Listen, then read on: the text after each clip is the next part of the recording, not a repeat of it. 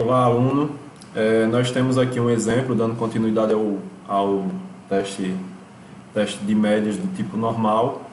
Nós temos a altura média das estudantes calouras do sexo feminino de certa universidade é de 1,62,5 centímetros.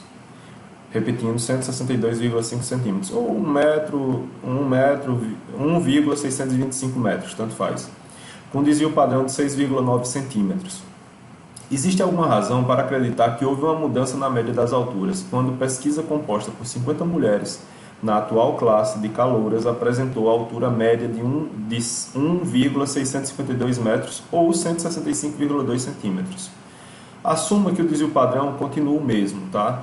E o alfa, ou seja, o erro tipo 1, ele vale 3%. Bom, nesse caso aqui, a primeira coisa que a gente tem que definir é o tipo de teste que nós temos. Então, primeira coisa, eu acho que todo mundo sabe que isso aí vai ficar entre um teste bicaudal e um teste unicaudal direito. Por quê? Porque a minha média aqui, ó, média amostral 165,2 centímetros, ou seja, ela é maior do que a média atual, do que a média que existia antes, um conceito solidificado na universidade. Mas por que a gente acredita que não seja um teste bicaudal, não possa ser? Porque ao longo dos anos a população ela só cresce a sua média de altura. Isso é uma evolução do ser humano. Então a gente vai adotar o teste unicaudal direito, baseado nessa teoria de que a média do ano que vem vai ser maior do que a média desse ano. E assim sucessivamente. Então, ao longo dos anos, os seres humanos eles só evoluem as alturas também, tá? Então vamos lá, ó. Primeira coisa, já que a gente já sabe que o teste ele vai ser um teste unicaudal direito, é consultar o valor de Z. Então, se ele está dizendo que está trabalhando com 3% e o teste é unicaudal direito, você simplesmente faz. Quanto é que falta para 100%? Falta 97%. Então a gente vai consultar 97% no nosso R, tá? Então, ó, Q norme 0,97, uma distribuição normal padrão, ela é média 0, variância 1, desvio padrão 1, Ctrl R, tá aqui, ó, 1,880794, tá? Esse aqui é o valor mãe que a gente vai botar lá no nosso desenho. Bom, então nós temos essas estruturas aqui, ó. A minha média ela é igual a 162,5 centímetros, tá?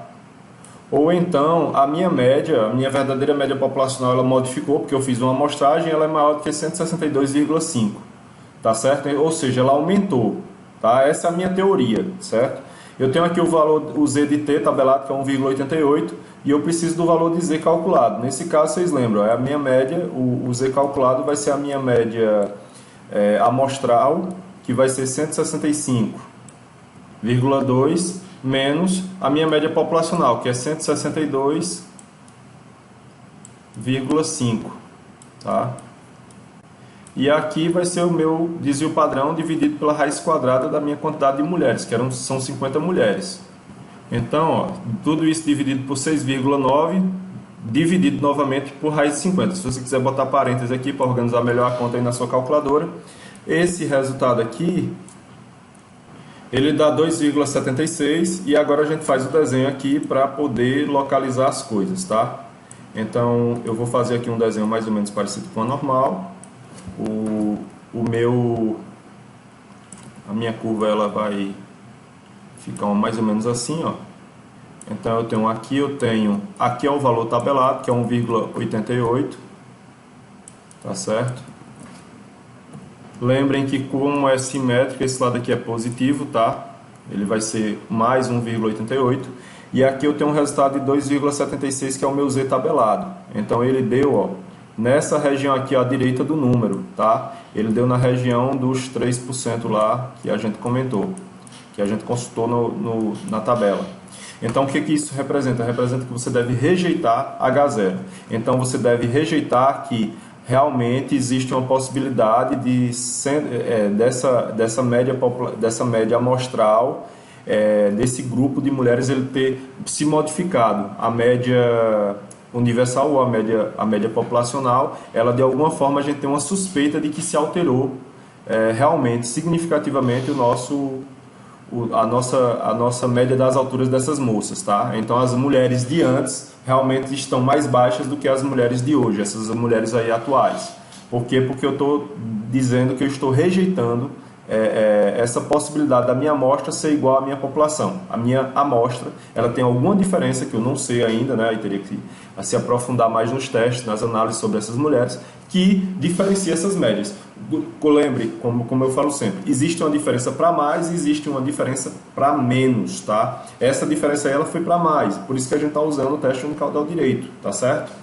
Então, conclusão, rejeitamos H0. Olha só para ficar, antes de fechar isso, não se rejeita HA. HA é erro tipo 1, a gente só analisa H0, então a gente rejeita ou aceita HA, tá certo?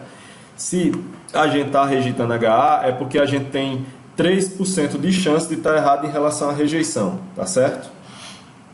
Ou seja, esse é o erro tipo 1, é a probabilidade de você rejeitar alguma coisa dado que essa coisa ela é verdade, tá?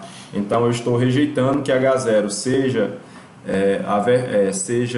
estou rejeitando H0 dado que H0 tem uma possibilidade de ser uma atitude errada minha em rejeitar. Então existe 3% de chance que eu erre nessa decisão de rejeitar H0, tá certo? Muito obrigado.